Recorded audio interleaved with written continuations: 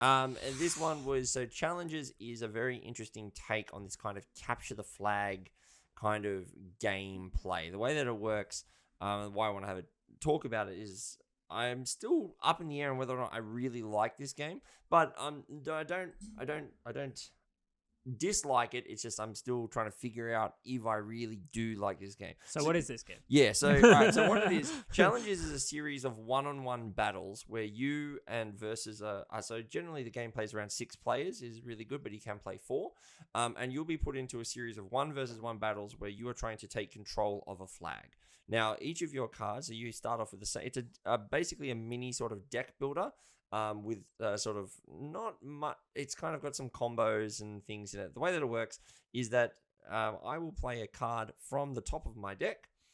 So I don't have a hand. I set up my deck, shuffle it, and then I pull the top card off. So the 2 players going up against each other, So they have the same deck of cards. In the first round, they have the same deck of cards, and then you're allowed to do your first bit of deck building, which is that awesome. I'm allowed to pull 5 cards from the deck, and then I can pick 2 of them.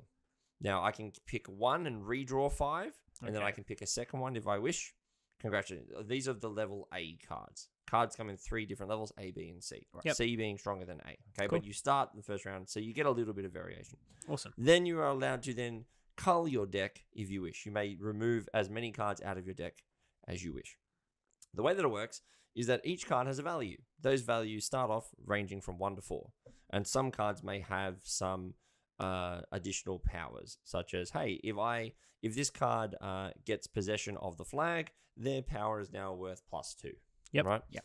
Okay. So I may play a newcomer. He's worth 1 value. I'm the first player. Congratulations, I now have the flag. Demo, you would then, we're in a 1 versus 1 battle. You then flip the top card of your deck, and it comes up being the level 2 card, which happens to be the dog or something like that, right? They'll have random like cartoony names. There's no real thing.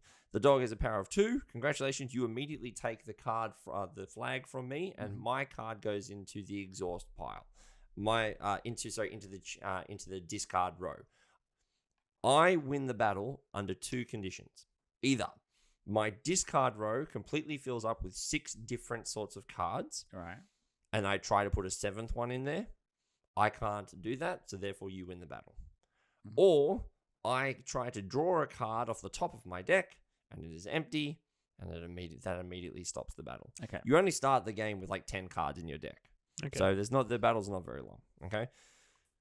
So then that's it, right? We have this 1 versus 1 battle, and where some interesting thing comes in is that there's different sorts of powers. There are different suits. So you've got like the movie star set, and all the movie star sets can like do stuff together. You've got the mermaid set, and the mermaid set can do. You've got the sci-fi set, and you've got the medieval set, and all these cards can mix and match with each other. And then as the game progresses, you play over a course of 6 different battles. We verse each other.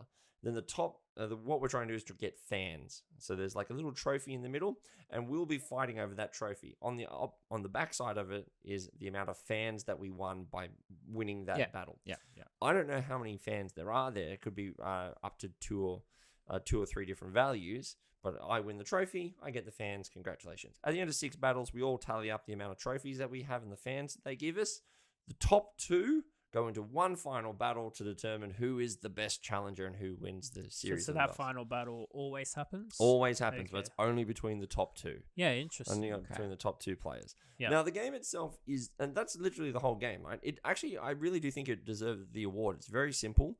Has a kind of it's not a hard ruled set, but it is more like the game for gamers because it gives you the chance to, cull your deck a little bit to figure out, do I want to have more cards in here and try and outlast my opponent? Or do I want to have less cards in here that are maybe more powerful and mean that I always get the flag and I can do what I want? Yeah. There's all these different combos. And then as the rounds go on, different things happen, such as in rounds 2 and 3, I'm given a choice. I can grab 2 level A cards to put into my deck, or I can pick 1 level B card from the thing, and so you get a choice of stronger ones. So do you want to take more cards, or do you want a stronger card? Take your pick. Depends on the strategies. Depends on the strategy. It's a type of game where you would want to try different strategies with multiple players. I think it's pretty interesting. I've played it once on Board Game Arena. I didn't quite grasp it. Probably need to go back and try it again. But I think any game in person, when you're playing, like, you know, Dominion, you're playing with a lot of cards and you're flipping cards and you're constantly doing like just top of your deck. Like, I could see that being. Well, this one would also have the added benefit of saying, okay, I'm versing Damo. We need to go and sit opposite each other. So everyone's got to get up and move and verse their opponent. So we're missing that whole part of it by playing it on board. And then it'll feel like a duel that's quick. Yeah, exactly right. And because you get to have this moment like, oh. And then you'll see Blake and I versing each other over there, and you'll be like, what's happening over there? Exactly right. You get to have that thing. Yeah. So there is a lot of that going on, which we are missing by playing it digitally. However, I will say I have been enjoying it, but I still don't know if it's got enough crunch there for me to really go. I don't get to do a lot of deck building. I only get to pick up to 2 cards at maximum.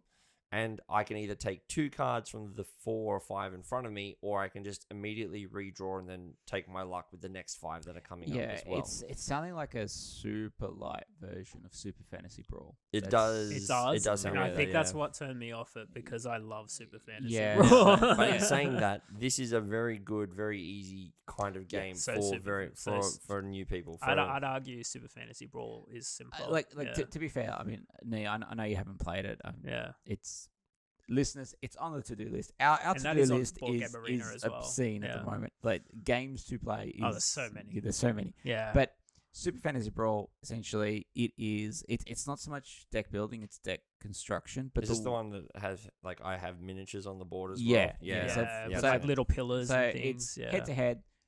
Each player picks 3 characters. Each character has a miniature, and then you smash those 3 decks together, shuffle it up, and that is your deck. So it's a bit of smash up in a way. Yeah. And then you score points based on objectives, or based on knocking out your opponent's minis and such.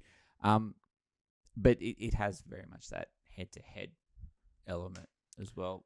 Like, but I feel like there's more decision space as you as a player. You have more to think about as to what I want to accomplish this round. Oh yeah, that sort of. But like I said, it's a more advanced. It's a bigger game. Well, and that's the other thing as well, right? This one as well doesn't give you choices on what your actions are. Yeah. You have to just construct your deck, shuffle it, and then you just pull top card, and then just see what happens, right? Yeah. So it's like there's not a lot of game agency in that. There are a few cards where it'd be like, hey, draw the top 2 cards from your deck, put one on the bottom and put one back on the top. And there are things of like, hey, pick 1 card from your opponent's pile, they become exhausted and have to join the bench, right? Cool. So there are some decisions when you get to that, but there's not a lot, and that's why I do think it makes a really good entry level game. For sure. But I do think why I'm struggling with it at the moment is maybe I'm expecting too much from it when I shouldn't be. I think maybe I'm expecting something that I shouldn't be expecting from this particular game. But for what it is, I've actually really enjoyed my time with it, because it's like I've actually been playing quite a few async games where you just come in, that'd be cool, set up your deck, come in, you can watch the battle play out, and you go, sweet, I won that battle, or no, I didn't win that battle. I came second in this one, so I got to the final match and I came second, which was pretty cool. Yeah. And so that was pretty good playing it asynchronously, but I do think this game specifically would be so much better in person. I know we say this in general, but this game particularly, because it has the whole, I'm doing some deck building, and then I have to physically pick up my deck and walk in front of my opponent, a la Magic the Gathering or 1 versus 1 card game style, sit down, and then we do the battle. And I think that, again, we talk about the tactility of board gaming and why it's such an important thing, but I do think this is such a major proponent that I think I'm missing that part. And I do think if I was playing this in person, I would be like, oh, this is great, because I could get my mum walking up and she has to sit across from my youngest, from my 4-year-old, and mum has to sit there whilst Evie's deck just absolutely throttles her, right? And I think that's what we're missing from this particular, I think what I'm missing. For sure. And so I'm still interested, and like we say a lot of the time, but I am actually very interested to try this one in person. Is this one available retail? It's only just coming. It is now. It's only coming out. They've already announced challenges too. Ooh. So it's just basically 7 or 8 new deck sets that you can add into the whole thing. I do believe they will be cross compatible. So it's kind of like, it almost feels like like the living card game, different sets that you can get and you can smash them together. You don't play with all sets. You just have to choose. Right, we're going to play with the movie collection, the sci-fi collection, and so it comes in the base box. A few options. Gotcha. And then you choose which set you want to play with. So maybe some of them. Maybe I'm not, and that's the other thing. Maybe I'm not playing with the high interactivity sets. Who knows? So That sounds really cool though. Like, to play that in person would elevate it. I do think, I 1000%. really do think it Yeah. would. And I think I'm not, I think we're missing out from there. So, look, I'm keen to give it another go, but I think I may stop playing it digitally and just wait till I get a chance to play it in person. I think that's what Yeah, I mean, I'd definitely love to give it a go because the thing about those head-to-head style games, and I know the game I'm about to say is not a true head-to-head. It's just, I think I know Ralph and I have played this quite a bit. So Res Arcana, Yeah. and slightly different game again. But anytime someone says to me, I've got a head-to-head deck builder, unfortunately, that's the game it has to go against in my mind because as far as I'm concerned, that is still I think up there as the premium deck builder head-to-head game. I think they're very different vibes. It's Yeah. like if completely different. Okay. I wouldn't even really call this deck building as much. Like, I know I said that, but it's like, No, look, you are fair. kind of doing That's it, fair. but yeah, That's fair. Look, I'd love to give it a go. I really, really would. Yeah. easy. Out of curiosity, you kind of said like Res Arcana is like you're implying that it was like the pinnacle of deck building. Like for me, because What it offers versus what it offers. So, and we're diverging a little bit. That's okay. We'll see where it goes. Yeah. So my favorite deck builder out there is still Race for the Galaxy. Yeah. Okay. But Race for the Galaxy has... I will beat you at this one day. I will beat you. But it's the same designer. It's the same designer, but Race for the Galaxy, because of the iconography and just the extra rules, it has a higher learning curve. Definitely. Okay? Res Arcana nails it for me because it has that slightly lower learning curve. But it's still very much the same thing. It's a race to points, and it's all about being more efficient than your opponent. It's not a battle per se, as in you're not taking away life points or anything, but it is a battle to a certain number. The reason why I say it's the pinnacle is because it does all those things. It's the right price. It's the right rules overhead. It has really good expansions for it. So the moment you feel like you've just done it, you just buy one of the expansions, particularly the first expansion. Change the game. Changes up the game. Yeah. And there's just so much depth in that box. I just want to say the amount of times my wife and I have gotten confused by playing with the first expansion because now there's demons and now there's creatures, and you're like, I just wanted to untap a creature, but that's a demon. Yeah. And the scrolls are really cool as well. Look, again, but I'm certainly not suggesting they're the same game. I'm just saying that limited shelf space, limited time, that's the game it has to go up against. Yeah, look, my mind. I can tell you right now, it won't beat it for you personally, but Challenges may have a place for a different sort of vibe. Okay. Like, Challenges is not a 1v1 game. It is literally a party game where a series of different 1v1 battles. It's like you're holding a mini tournament in a way. It goes so quickly. So it's a lot quicker than Super Fantasy Ball. Honestly, it's so much quicker than that. I just wanted to hear your insight as to why you're ranking Res Arcana so highly. See, and that's probably me just misunderstanding. Yeah, no, that's okay. Look, this game, you should not play it with less than 6, right? Because you want to have three battles going on at any one time, right? And because the battles happen synchronously. Yeah.